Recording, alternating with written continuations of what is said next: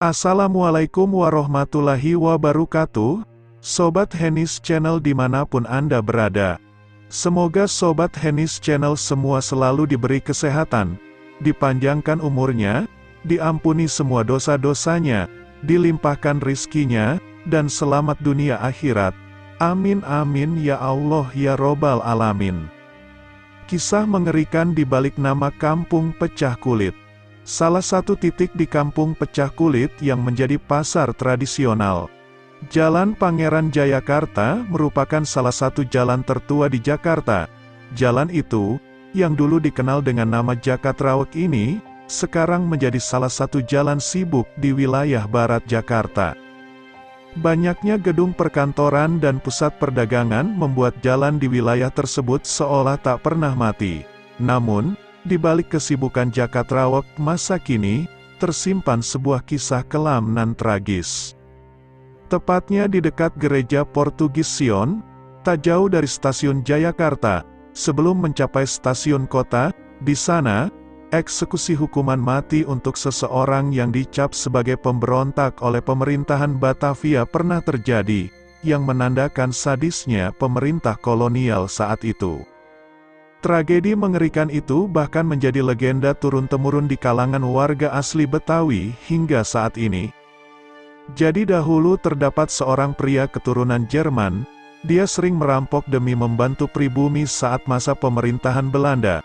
Karena dianggap berbahaya, dia dihukum mati, ucap Supandi, salah seorang warga asli Betawi yang tinggal tak jauh dari Jalan Pangeran Jayakarta.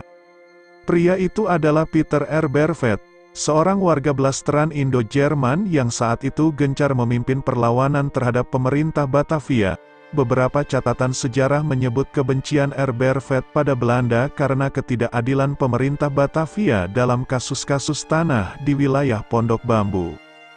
Sebagai salah seorang tuan tanah, Pieter Erbervet merasa dirugikan ketika kolonial menyita ratusan hektar tanah miliknya, hanya karena tanah tersebut tidak memiliki izin dari pejabat berwenang. Dalam perlawanannya, Erbervet mendapat banyak simpati dan dukungan dari warga pribumi yang menentang eksistensi Belanda di Batavia. Akibat perlawanannya, Pieter Erbervet mendapat hukuman tambahan dari pemerintah kota. Ia dikenakan denda berupa 3.300 ikat padi yang harus dibayarkan kepada pemerintah. Kebencian yang semakin menjadi-jadi ini menyebabkan hubungan Pieter dengan warga Belanda di Batavia merenggang.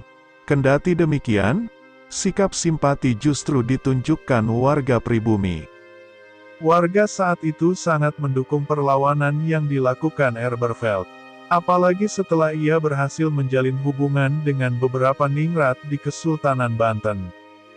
Kabar hubungan Erbervet dengan Kesultanan Banten membuat pemerintah Belanda gerah.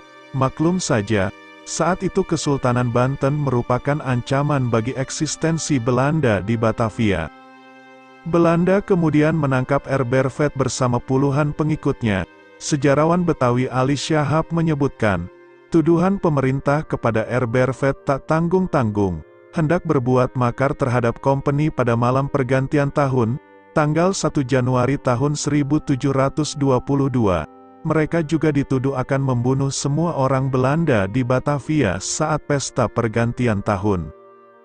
2 dari 2 halaman hukuman sadis menanti Erbervet dan para pengikutnya ditangkap 3 hari sebelum rencana makar dalam suatu pertemuan di rumahnya, yang berdekatan dengan tempat eksekusi.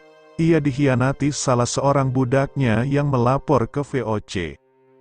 Kurang lebih 4 bulan Pieter di penjara, sebelum akhirnya ia dan kelompoknya dijatuhi hukuman mati pada tanggal 22 April tahun 1722 atas perintah College van Hemradin Schepenen, Dewan Pejabat Tinggi Negara.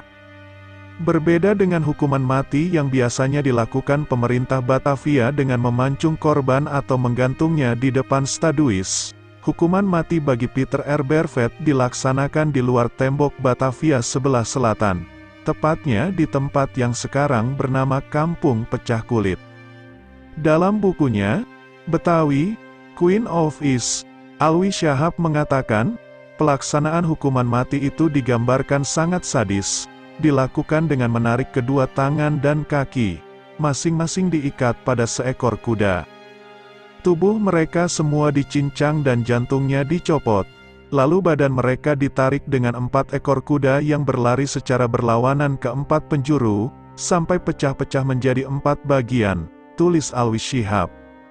Kepala Peter dipenggal dan ditancapkan di sebuah lembing, kemudian oleh Belanda dijadikan monumen yang dipancangkan di depan kediamannya. Monumen itu dimaksud sebagai peringatan bagi semua pihak, bahwa mereka yang berani melawan Belanda akan mengalami nasib sama, ucap pria yang biasa disapa Abah Alwi itu. Saat kedatangan Jepang pada 1942, tugu itu dihancurkan, tapi prasastinya dapat diselamatkan, replikanya kemudian didirikan kembali. Sejak 1985, monumen itu dipindahkan ke Museum Prasasti Jakarta, sebab tempat tugu itu berdiri dijadikan ruang pamer mobil. Lama setelah tragedi berdarah itu terjadi, tempat lokasi eksekusi kemudian dikenal dengan nama Kampung Pecah Kulit. Konon nama Pecah Kulit diambil dari pembunuhan sadis Herberveld dan para pengikutnya, yang tubuhnya terpecah-pecah karena eksekusi pemerintah Belanda. Demikian kisah singkat di balik nama Kampung Pecah Kulit. Terima kasih sudah menyaksikan video-video dari Hennis Channel. Semoga dapat bermanfaat. Assalamualaikum warahmatullahi wabarakatuh.